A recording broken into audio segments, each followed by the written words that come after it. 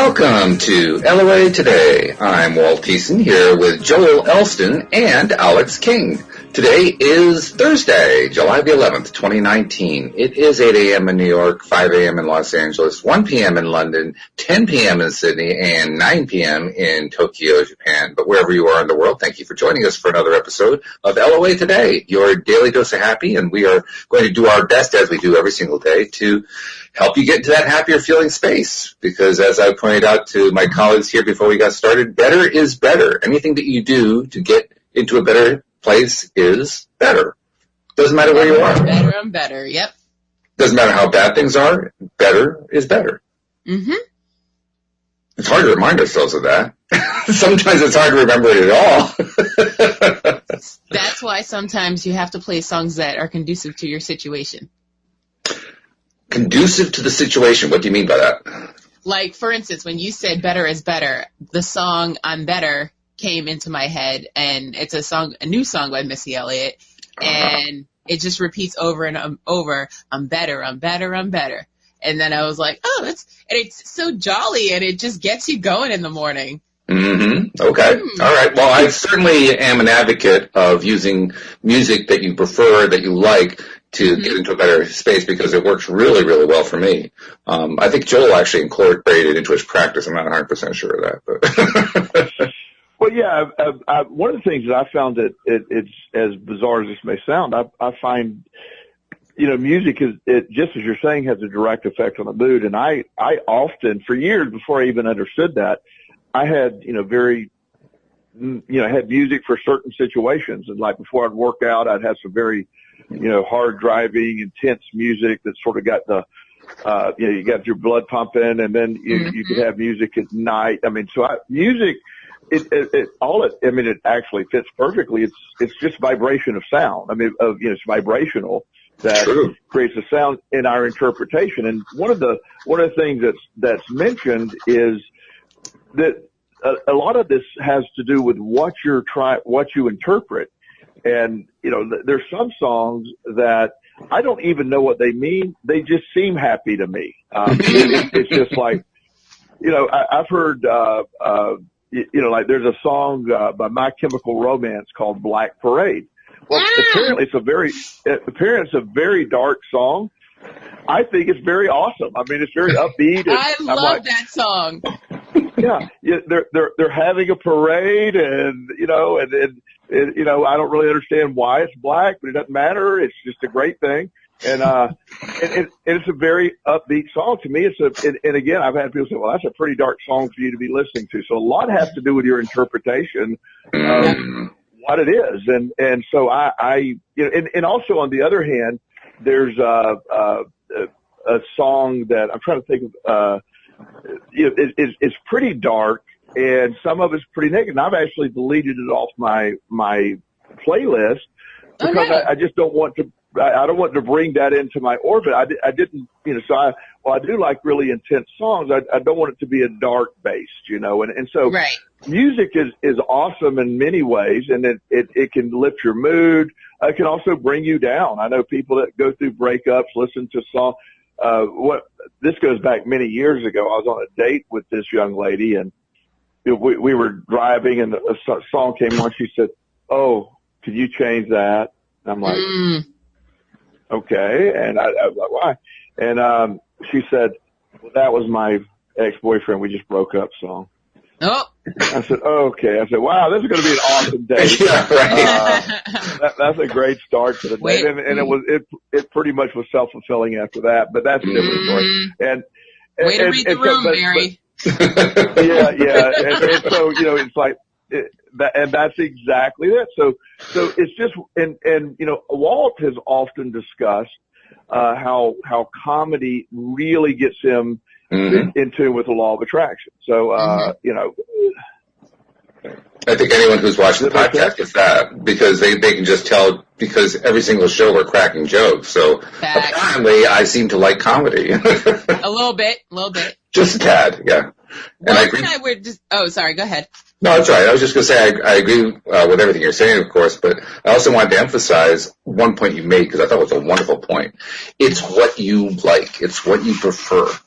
Because everybody's not going to agree on what they prefer. Some people are going to find, you mentioned this one song that it was Black Parade, I think you said it was, that you felt really good about. It just felt really good to you. And I think it was pretty clear that you didn't pay a whole lot of attention to the lyrics. You just liked the music, you liked the beat, you liked the rhythm, you liked the upbeatness of it. Right. And so forth. Right. Well, and also the song, Walt, that song also, quick story behind that song, it'll sort of relate to, many years ago, when I was driving my boys to school, one went to elementary and one went to middle school, and they had diametrically opposed taste of music, and there was always an argument about what we listened to. So on XM radio, they had the top 10 songs played over and over and over. So we just agreed to listen to that on the way to school. Well, during this period of time, Black Parade from My Chemical Romance was in the top 5. So it would come on, and then my oldest son TJ, who truly, he just would roll his eyes and go, "Oh, I hate this song so bad." And then that became my son's Chris' favorite song because TJ hated it so bad. Fast forward many years down the road, when TJ and I were together, he gave me his phone. I was putting in a number, and he actually had on his playlist Black Parade by My Chemical Romance. And so the fact that, and I said, "Oh, remember that?" And he goes, "Yeah, actually it's a good memory." And I saw my play. So and in a similar way, I was years ago, I had a huge bias against Eminem. I really despised Eminem, the singer. And, it gets better. And so as that was going on, I just basically called him, I said, okay, it's this guy, it's Vanilla Ice Part 2. Wow. And so I really, however, after I've got to understand he really is one of the great poets of all time. He's incredible. Okay. And so I have a huge respect for him, but my transition from that went from so music can grow, it can change, and your perspective of it can change. But to me, in a bigger law of attraction picture, is the key that you were going on, Walt, is exactly what you're saying. It is your individual interpretation of any event or any song or any show that gives it relevance. That's the key. There isn't such thing as a positive song if you're viewing it negatively. Right. I'm about to really put a fire extinguisher on the room, so I'll bring it up. One of my clients many years ago was a young man who had been sexually abused by a priest for years, and he would go to church, and when he was in the group home, and it took me a while to figure out what was happening. But when there's a song called "This Little Light of Mine" came on, he would literally stand up and start screaming and throwing things and raising all kind of hell. And so finally we figure out what happened. Part of what would take place is his abuse would take place while the choir was practicing in the background, but he didn't know it. No. But he would hear that song. So he related what is probably the most benign little song in the world to a horror song. So again, what you attach to it, and the reason I can bring that up, this young man did one of the most amazing turnaround in his life. He's in medical school now. And is just a great, I would love to do a show with him one day. But my point is during that period of time in his life, that song was a very negative song, and he may be one of the few people on the planet that ever viewed it as a negative song. It's just benign. But in his world, it was powerfully negative. So we all have a bias or a situation. Sometimes there's music that remind me of things that, oh wow, I love that. And it, again, so much of what we attach to music or shows or events are based on our own personal experience and perspective at that time. And that's what, the point I was trying to make, that feeds in beautifully to it. The point I was making was, it's okay. It's perfectly fine for two people to have diametrically opposite opinions about a song. One person loving it, the other person disliking it intensely. It's perfectly okay. Because it's not the song. It's not the song. It's not the music. It's how we feel about it. That's the key thing. Yeah. And that's what I forget if, well, you and I were talking about this one day, and I think it was off camera, and we were talking about one of my favorite songs to get down to in the morning, and it's called "You Can't Win" by Michael Jackson, and it's on the Wiz soundtrack. And Walt was like, "What? Why would you want to listen to those?" I did. And I was like, "You got to hear the beat. You got to hear the music. Like, first of all, it's Michael Jackson. Second of all, like." It's just such a great song. Like, and then he's like, all right, sing me the lyrics. So I tell him the lyrics, and he's like, okay. And I was like, well, you can't let that kind of stuff get in your bubble. You just got to enjoy the song for what it is. Like, it can't be all about the lyrics sometimes. But my point is, I don't have to enjoy or not enjoy any song. It's that's the point. It's preference. Your preference is to enjoy that song, and that's wonderful. And my preference was I could care less. And that's wonderful. They're both acceptable. They're both good. Right. Well, on a more macro scale in our society, if we could accept that that our preferences and opinions and all that, our perspective, perceptions, all of the stuff that's going on is an individual-based thing. The lens in which I view the world through is different than what Walt views the lens, the world through. That same, because our lens was developed over years in different directions. It's just, and so that's sort of the basis, I believe, of the angst of our country is a failure to accept the other side's lens. Not agree with the other lens. Agree. You don't have to agree with the lens, but to accept that their lens was formed under a different set of circumstances. If you go to the eye doctor, he's going to figure out what exact lens you need.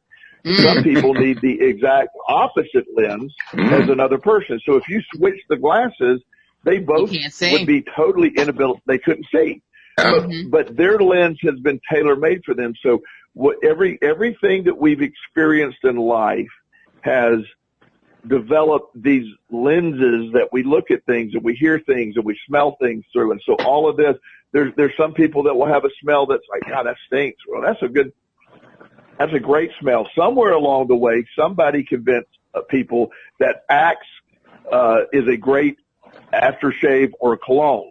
And so many young people bathe in Axe, and you smell them going, how can you think that smells good? How can you think that smells good?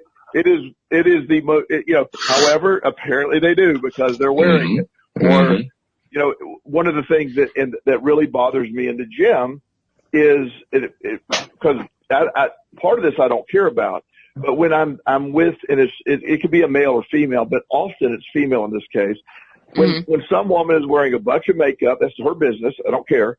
But when she's rocking some really strong perfume and I'm trying to work out, that is a big turnoff to me because now you're violating my space and now I'm trying to breathe in that. And so again, her perspective is really important to, look and this is positive to me. Well, her cologne is very negative to me. And it's all about a perception. And that's so important that I wouldn't watch the news, but when I don't watch the news, when I hear people talking and I hear the opinions that they're stating, I'm so frustrated, not at their opinion, at their inability to accept there's another point of view that formed it. I'm opposed to many things but I always will allow, I accept the reason that's even a question is it's formed through a lens that I am not familiar with. And so I can accept that that's a view that's different than mine.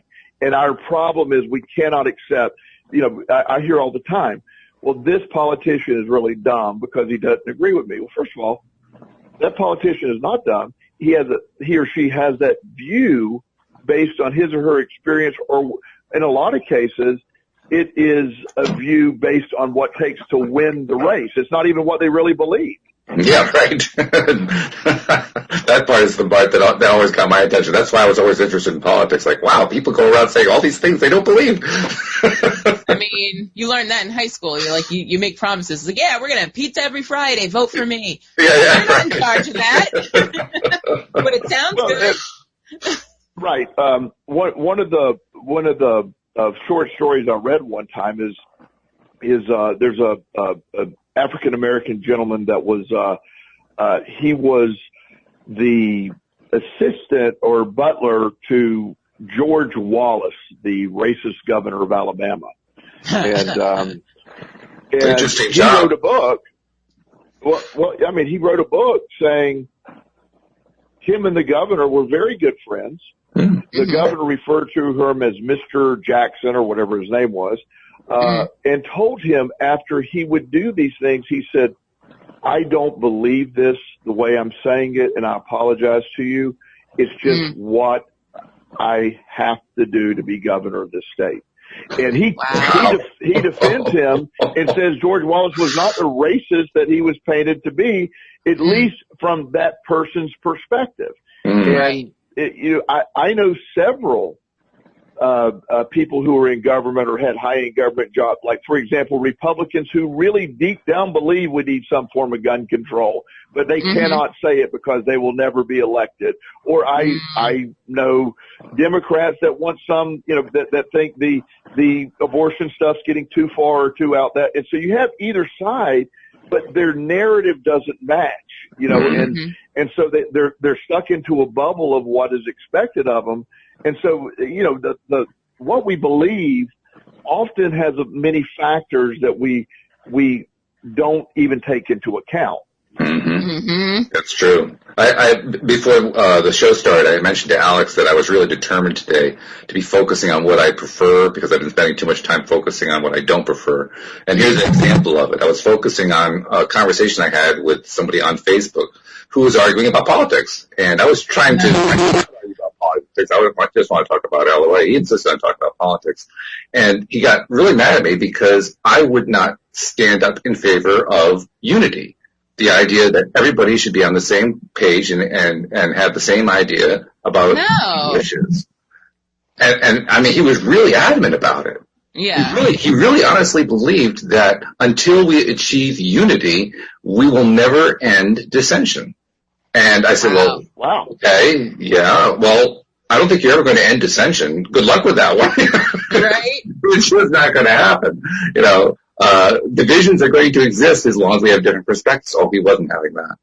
He wasn't having that at all. And I began to realize this is actually a very common belief. It's like you were alluding to a moment ago, Joel. The idea that we have to all believe the same thing in order to solve the country's problems. Nah, different strokes for different folks. Well, and I believe the opposite of that. I believe the incredible strength of our country comes from diametrically opposed views. It puts us in a when Russia or China dictates, okay, this is the state doctrine, here's what we believe. Everybody then plays that, and it's not a productive society. It doesn't work that way. That's true. I love and I love the concept of. I wish we all had totally free college and totally free health care and totally free air. I love that. However, I'm also aware that we can't afford all of that stuff without giving up other stuff. And we need to have a strong military. I don't know how strong a military. I mean, we somewhere in the middle of all this is where we usually end up. That one of the things that I think is, and I don't care which side, our country tends to be more productive, again, from my perspective only, when the House and Senate and when there's not you don't want it all Republican or all Democrat. It's good to have, one side or the other to sort of reel the other side in, because that's when there's balance. And I think it's incredible how we set it up for those checks and balances. I think the most destructive times are when we have one party in charge of everything and they can push through everything and send it too far the other side, and then the pendulum comes back. So I love the diversity in our country. I have a couple of friends who have adopted a child, and they're gay. These are two men. They're wonderful, wonderful guys. And however, they're on this big thing. They want to, they're wealthy. And so they said, well, we don't want to move to Alabama. Or no, we want to move to Alabama, which I don't know why. However, they said, but the adoption, they said there's a question of whether the adoption would be recognized in Alabama. And there's a big legal thing over that. And I go, my God, why do you want to go there? There's 37 states. You have $25 million. You can do whatever you want to do. And you want to move to Alabama. It's almost like there's a draw, like a moth to the flame. Exactly. Yeah, that's exactly it. Instead of focusing on where you don't want to be, there's tons of states that are very neutral or the other way. But and why would you choose a state that's diametrically opposed to what you're doing?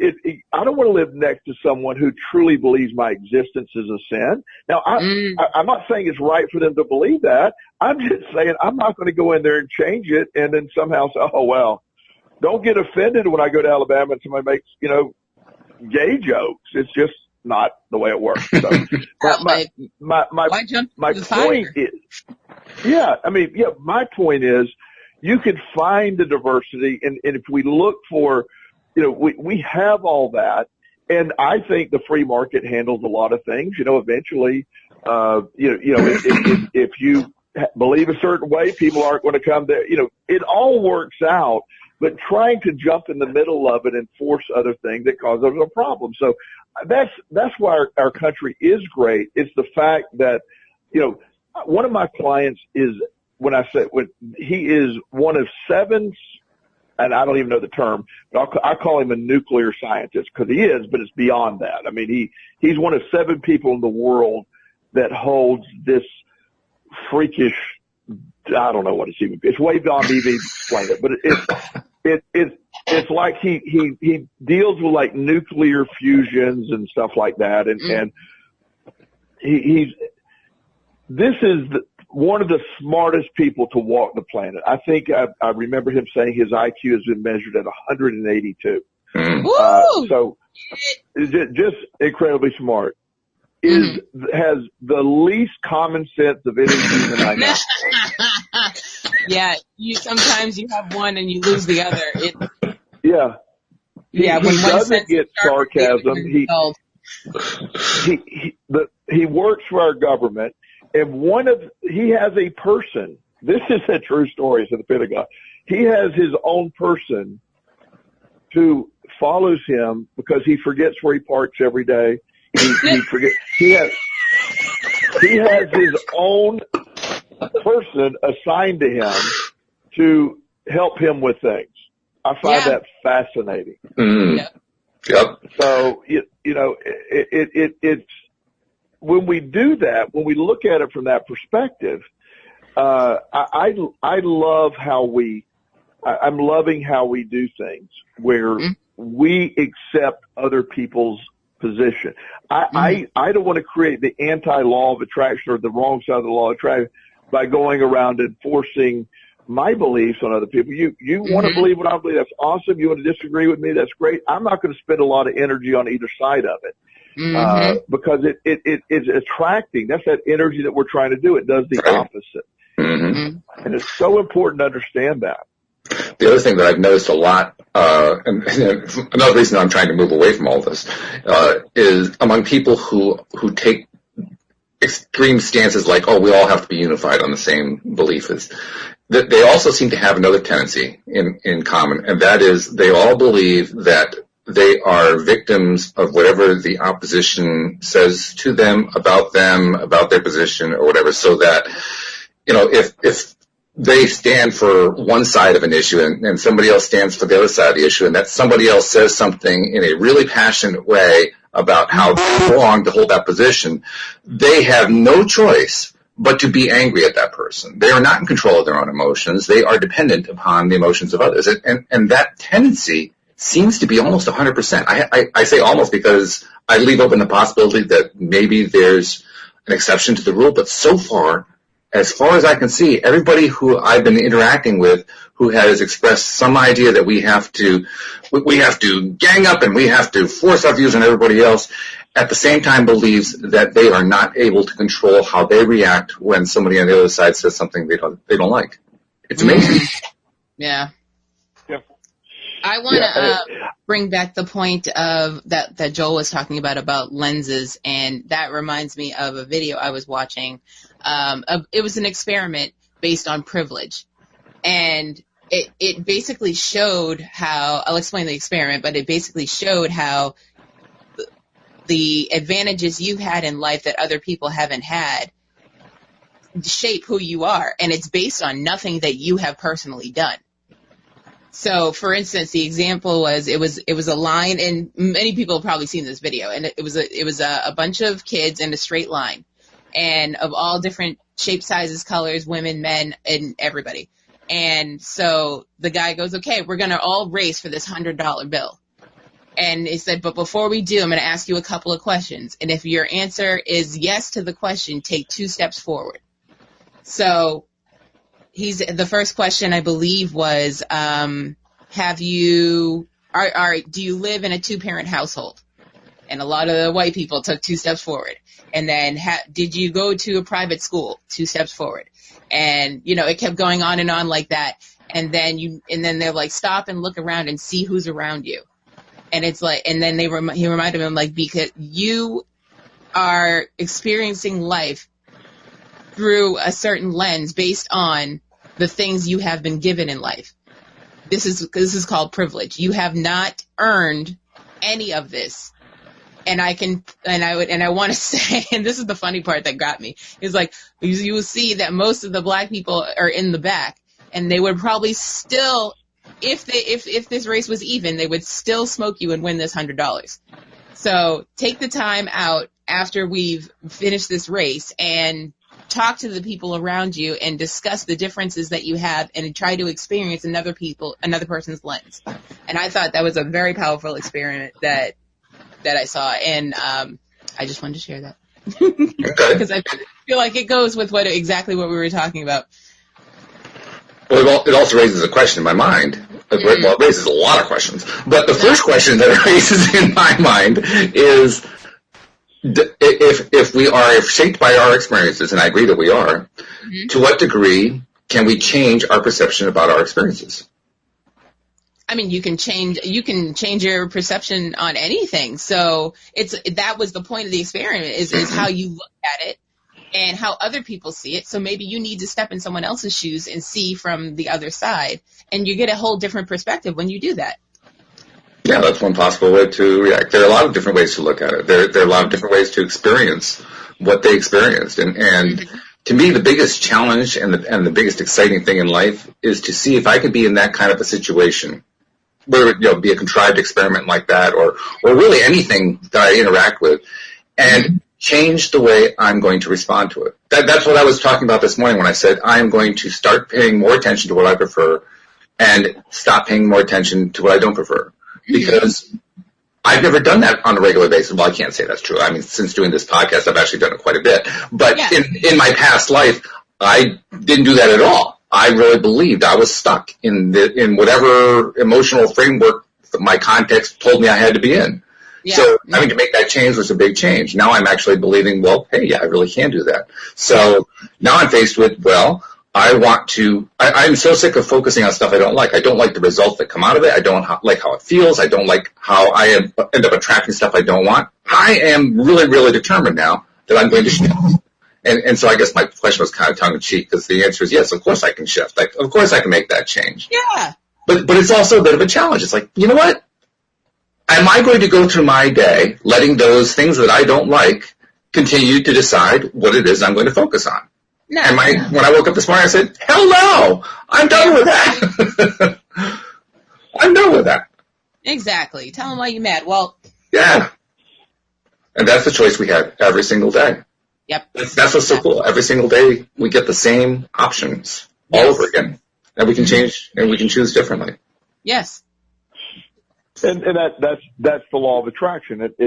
You can, if you're, the danger is when you view the example Alyx just was speaking about, when you view because we all have been dealt a different, I know some people that are very debilitated that were dealt a very incredible hand. I know some very wealthy families that their children are train wrecks because their wealth was debilitating. They weren't required to do anything. Mm-hmm. I know some wildly successful people that came from nowhere and fought and struggled and have become wildly successful. I look at Oprah Winfrey, who's an incredible mentor mindset I love to look at and emulate. She was in the very back of that lineup too, and went far beyond where anyone else were. I can argue all sides of that. Not argue. I can explain all sides of it. I know children that collegiate is our local fancy school, college prep. It's high school here. It's $40,000, $50,000 a year to go to.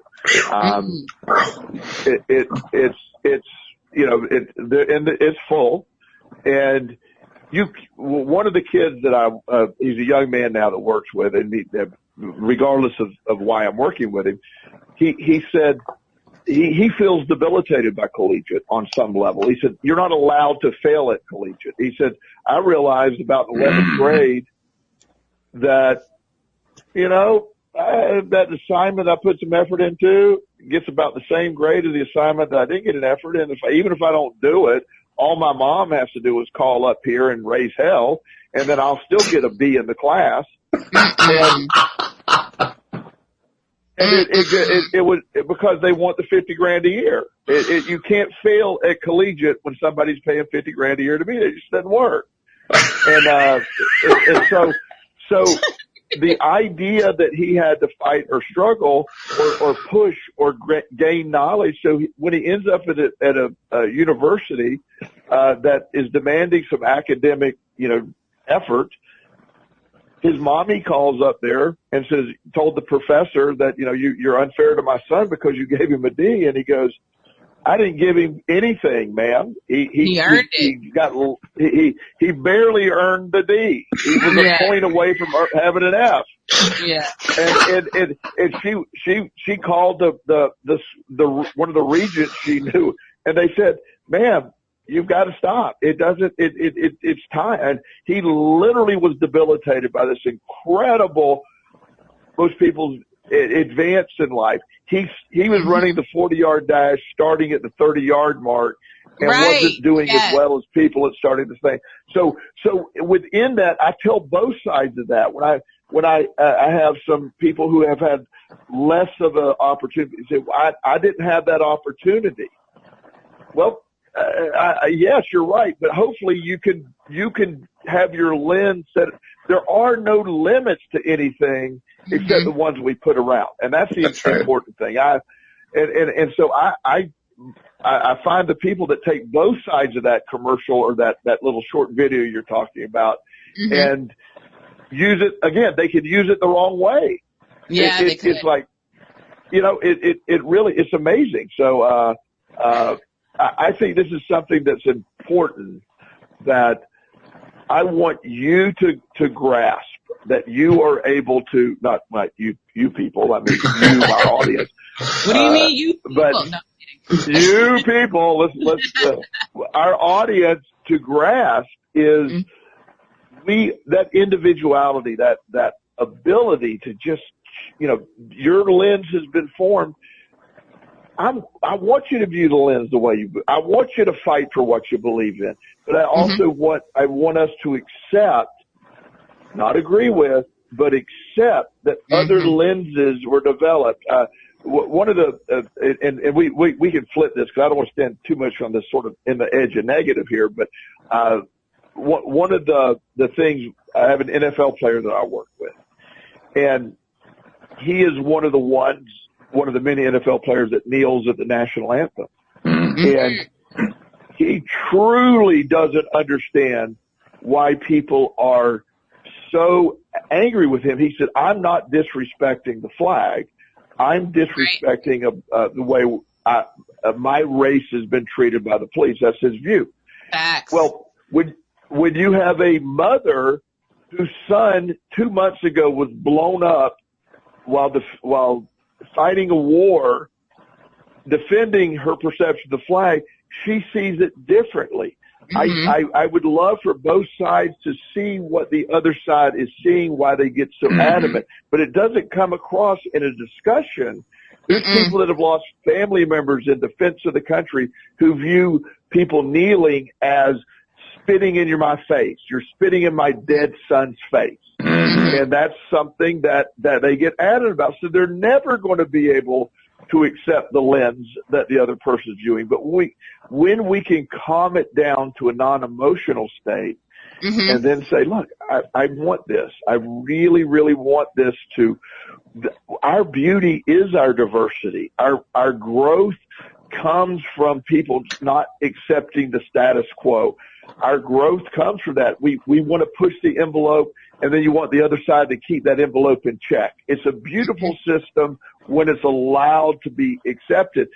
Back in the day politically, while we certainly had a lot of debate, at least it seems to me that we had more of an ability to disagree and be civil than we do now. We don't have that too much.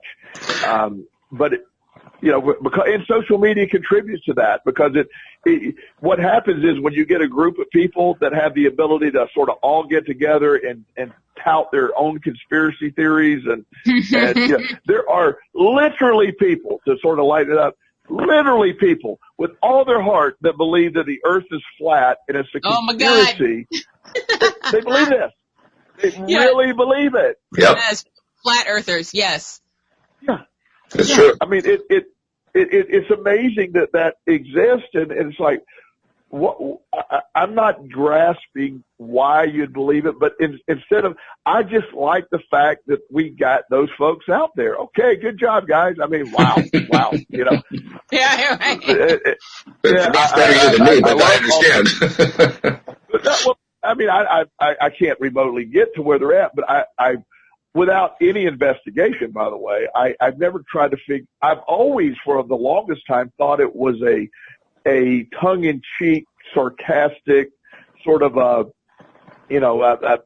let's just not. We don't really believe this is sort of a joke thing until I find out. No, there's people that really are like in videos, like near tears, like, yo, the earth is flat. Like, calm down. First of all, the earth was really flat. The cats would have knocked everything off by now. So right there. and even beyond that, if the earth is flat, how in the world is it affecting me? It's not. Right, right. Or if it's round, or it's a sphere, or if it's I'm waiting for the triangle shape Earth theory to come out soon. Something, but at the end of the day, we have to accept that. And one of the things that I was hoping to mention, and I'll tie it in. This week I have been on. I'm always reading books and always finding new things. There's one that I'm loving right now that I want to share with our audience and sort of bring it to the place. There's one called Stress Less, Accomplish More, Meditation for Extraordinary Performance. And the author's name is Emily Fletcher. And I actually ran across her when one of my friends who's a public speaker, was telling me, he said, and I thought, okay, another meditation lady. Yay. We have plenty of those. Dime a dozen. Yeah. Yeah, exactly. But she literally has a sort of combined mindfulness, meditation, and manifestation into a morning or a 2-time a day ritual. And the meditation she's using is sort of a mantra meditation. And for those, everybody I ever talked to at some point said, I can't meditate. I said, okay. Yeah, that's me. You can. Yeah, you can. I know I can, but I can't. Yeah, well, exactly. That's everybody's reaction. But the reality is, if you sit down, it's impossible to do it wrong. It's just literally impossible not to do it right. And so if you do it, so part of the process is, and I encourage you to look at the book and maybe even attend. I'm probably going to attend one of her courses because I really am that into it. It is, you start off in a mindfulness set, and that's simply taking a minute to just sort of sit down, just get where you're at, live in the power of now. Right now, I'm sitting down, I feel this, the temperature of the room is this, my heart's beating, and take about a minute to sort of get focused on where you're at. And then for the next 14 minutes, you close your eyes, you're sitting straight up, and you utter a sound internally. You don't say it out loud. You just think this sound. It's called a mantra. It doesn't matter what it is, but it needs to be nonsensical. Or one that, like Om, the sound Om, just O-M, Om, and just think that over and over for 14 minutes. So wait, you think it and say it? You don't say it at all. You just think it. Now, in the middle of this, what everybody thinks they're doing wrong, after about a minute, you're going to start going, I wonder what's in the dog's food. Let me read that. Right. Nope, need to get back over here.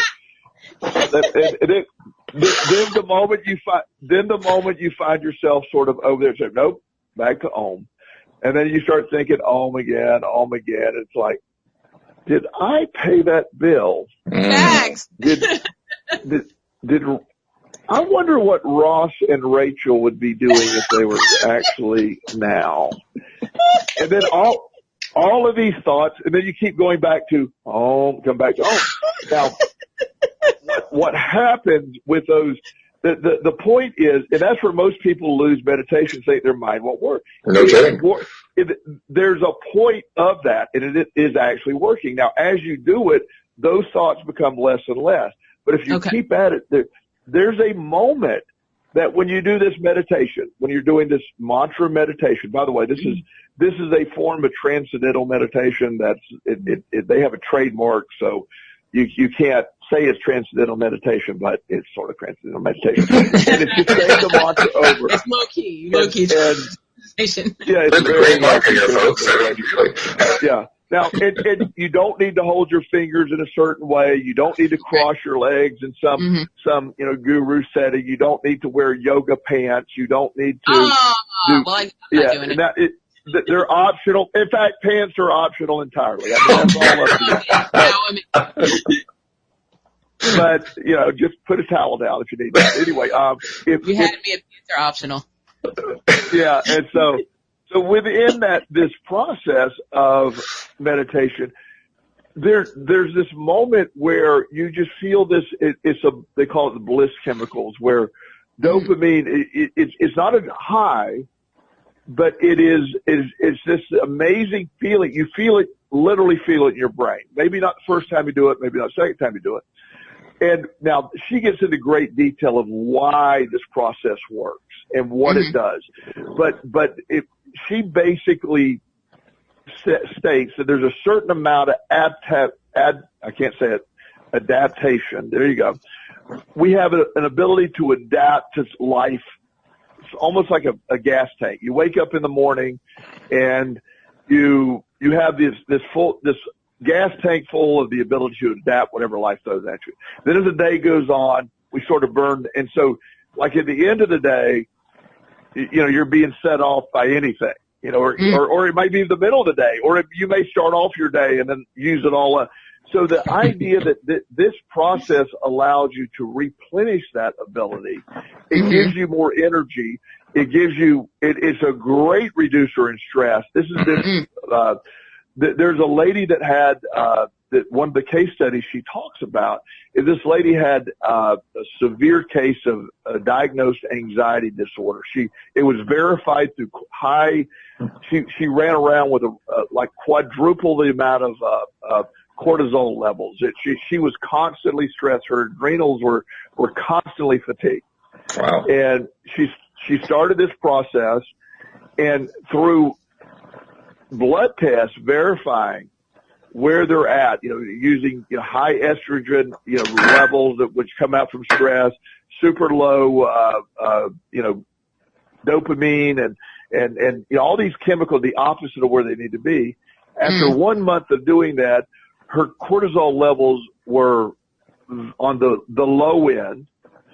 The rest of her chem markers were normalized, and she did nothing but change this process. And there's Parkinson patients that report, and again, this is not a medical statement. If you have Parkinson's, you have to talk to your doctor, blah, all that disclaimer stuff. However, there's people that with Parkinson's that have done this that have been able to greatly reduce, if not stop, their medication. Because so this is something doctors are now buying up. There's a lot of studies taking place. So I really encourage people. The book is called Stress Less, Accomplish More, Meditation for Extraordinary Performance. Emily Fletcher.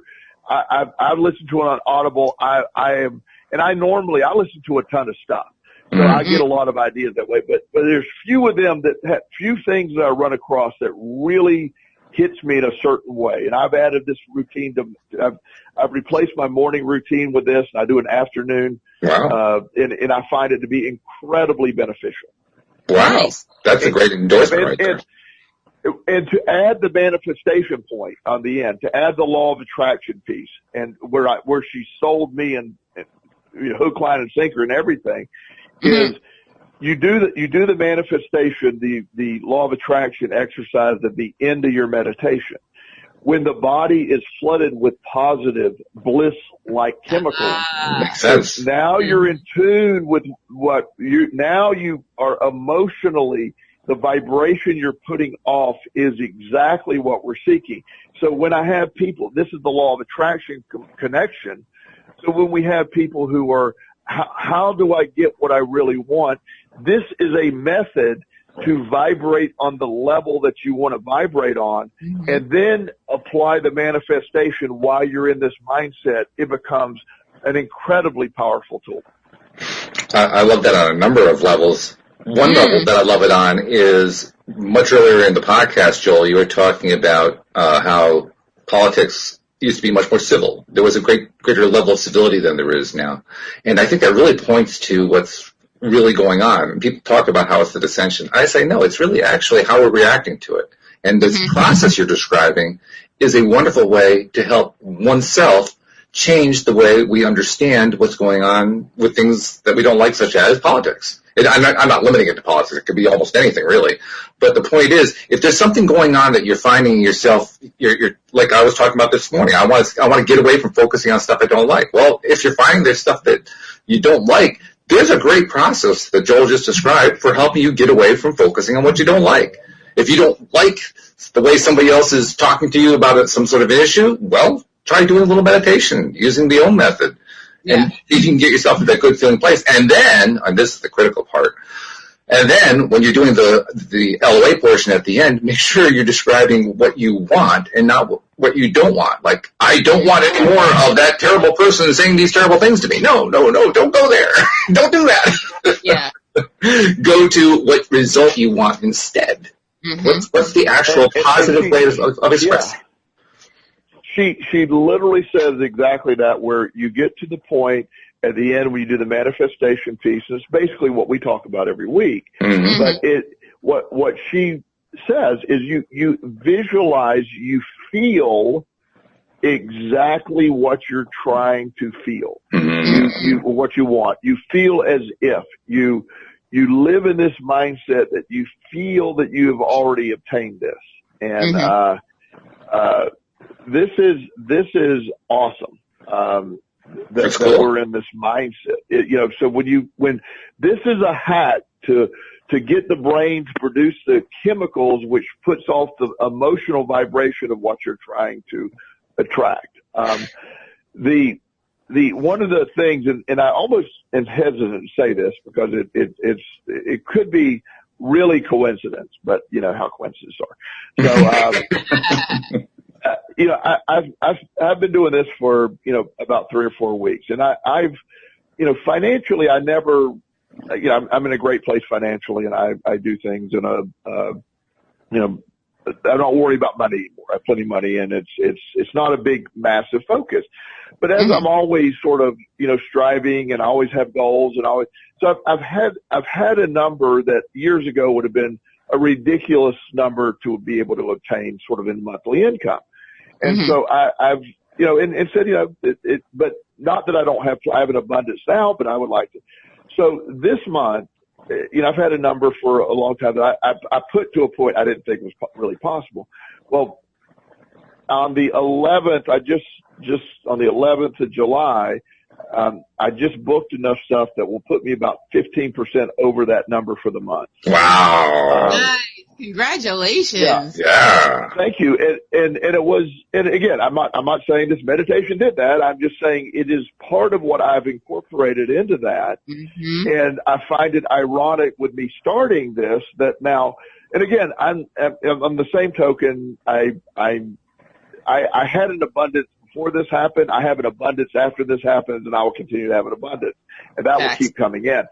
But I just find the timing of it pretty amazing. And, and part of what I want to do is I've been working or mentally working on a few books, and part of my meditation has been my thought is I want to get these books done. I procrastinate. I go in a million different directions. My ADD takes me on a whirlwind circus tour of everything you can think of, but writing a book when I'm trying to write the book. So I've started adding that equation. So in the last month or the last few weeks, I've gotten, probably 250 pages written of one of my books. Nice. So I'm seeing some good results, and again, it's our skeptical people out there will be like, oh, well, Joel, this has nothing to do with anything. It's the only I don't think there's too many in our audience like that, actually. Most of our audience actually will be accepting of this, but there are a lot of other people outside of our audience who feel that way. Yeah. Right. And so, when you hear that, and again, I try to put that out there as part of the process, but I love, because the biggest questions that we keep getting asked are, how do I physically do this? How do you do, because you want it, but you don't want it too much. And she addresses this again in the book about, you desperately want it will never get you anything because you're a desperate state of mind versus putting it out there and living. So she addresses the law of attraction piece exactly as we talk about. Then she adds putting the law of attraction in my mind. These are my words. Like starting in a mindfulness place, you get ready for the meditation. The meditation literally changes the chemistry of your body. Where you're emotionally at a different level, then you're able to be vibrating emotionally on a certain to get what you want. Then you plug in what your desires are, by believing that you're already there, and it's a perfect way to implement the law of attraction. While the title is more about meditation, it is really a roadmap to effectively use the law of attraction. That's very cool.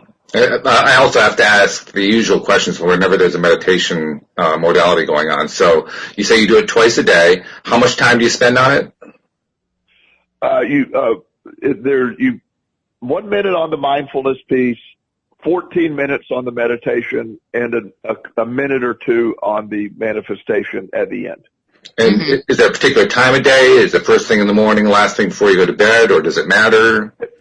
One of the things that she says, and I love how she said that, if you're asking for the perfect scenario, you get up, you do it before right after the bathroom trip, you sit down and you do it before you have coffee, before you do anything else.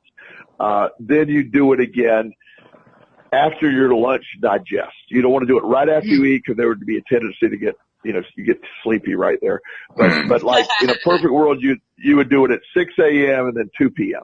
Now, she also says, and the reason for the 2 p.m. is you don't want to wait till too late in the afternoon because you're trying to get that energy, the ability to adapt to what's going on around you and not let stress overload.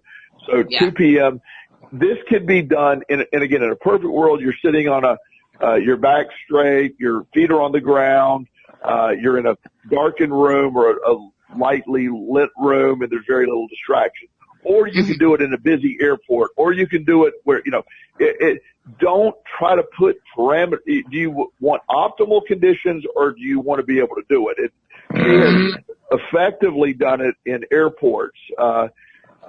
It's really a great technique that, her point is do it. There's optimal conditions to do it in, but never not do it because the conditions are less than optimal. That's the key. Yes. I think that is important. In fact, personally, I kind of like the challenge sometimes with a process, particularly a new process like this that I hadn't done before, of can I do this in non-optimal conditions? Like, can I do this when my wife is watching a television show that I absolutely despise? Can I actually focus my attention on this? And sometimes I can. Sometimes I have to just close the door. I mean, I just can't block it out. But there are times when I will take on the challenge, and for moments at a time, I will actually turn off that background noise, whatever it is. And I think to myself, wow, I did it. I actually did it. I turned it off in my mind that way. I mean, it was still there, but I didn't hear it. Cool. So you can play it that way too.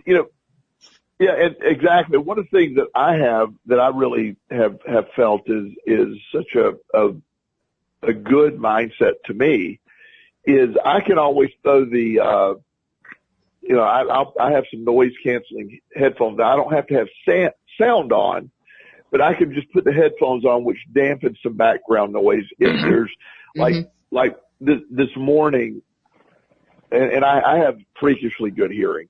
So same. I can get in tune with, something, then it can become an irritant. So yes. In my bathroom, in my downstairs bathroom, apparently I'm having a little internal toilet drip. So I'm sitting there, it's dead silent. I'm hearing drip, drip. Now, it's no big deal until I realized it was there. And now I had to get up and say, okay, I'm going to shut that door. I'm going to put on my headphones, not because it's just that got my attention. And I wasn't going to let that go. So I needed to understand that. So I stopped and refocused and did that. But again, I could have sat there and fought through it, or I could just, either way. But I agree with you, Walt. There's times to, but if I'm prepared for it, if I'm in the airport and I'm not anticipating everybody's going to get quiet for me, so I can still, sit there and do that. But that's why I love this technique. So again, I don't often really, I usually take bits and pieces from everything I learn, but I am really, really impressed with this, and I'm really impressed with the law of attraction component that's attached to this. It is really big here. Yeah, I can see that, and for good reason. That's a very cool package that she's put together, and more power to her for doing that. We only have a couple minutes left. I want to make sure I get our announcements in. If you are not yet a subscriber, look at the kind of information you get, and it's different every single episode. We do 5 episodes a week, and you can get subscribed and get all of them free coming to your device every single day that we do them. And it's very simple to do. Just go to the homepage of our website, loatoday.net, and follow the directions at the top of the page, and within moments you will be subscribed, and all of our good shows will be coming to you every single day that we publish them. And also feel free to check us out on YouTube if you want to see what we look like as we're talking about this stuff. I mean, Joel, actually, he doesn't show his face for, because, well, I won't even go there. But we're trying to keep things positive, Walt. That's right. But no, seriously, if you want to see what we look like and maybe even follow us on the live stream, come to YouTube and subscribe there. I always let Alex describe how to do this because she does it better. So how do they subscribe and follow us on YouTube, Alex? Well, you take yourself on down to YouTube and you go to search LOA Today podcast videos. And once you've seen our smiling faces, you will underneath it, above it, you will hit the subscribe button. And next to the subscribe button, there's a little bell. And once you hit that, you will be notified every time we are live. All right, there we go. And before we part company for the day, Joel, you gave us this wonderful process that I'm definitely going to try out. Does this process have a name? I mean, we know it. We can't call it the Transcendental Meditation thing because that's trademarked. But does it have its own name? Well, this is her thing. She's the one that came up with making the mindfulness and the meditation with the manifestation. So it is her. It's called the Z technique. The Z technique. Okay. Or Ziva Meditation. Okay. Ziva Meditation or Z technique meditation. I think I like Ziva better because if I call it the Z technique, I'm going to fall asleep. Facts. There you go. And we're trying to avoid that. Although that happens too when you're trying to meditate, so you got to kind of go with the flow and not worry about it. But thanks for sharing. That's a great technique. I really appreciate that. That was kind of an unexpected bonus for today's show. So thank you, Joel. Appreciate that so much. Thank you to let's talk about it next week and see if you try it, we'll see how it works. Yeah, well, let's do that. Let's compare some notes and find out do we have any kind of results to report. And any listeners who want to come to the live stream and tell us their results, we'd be happy to include you as well. So by all means, let's do that. So thank you to you guys. Thank you to our live stream listeners. Thank you especially to our podcast listeners as well. And we will see you all next time here on LOA Today. Goodbye, everybody. Bye.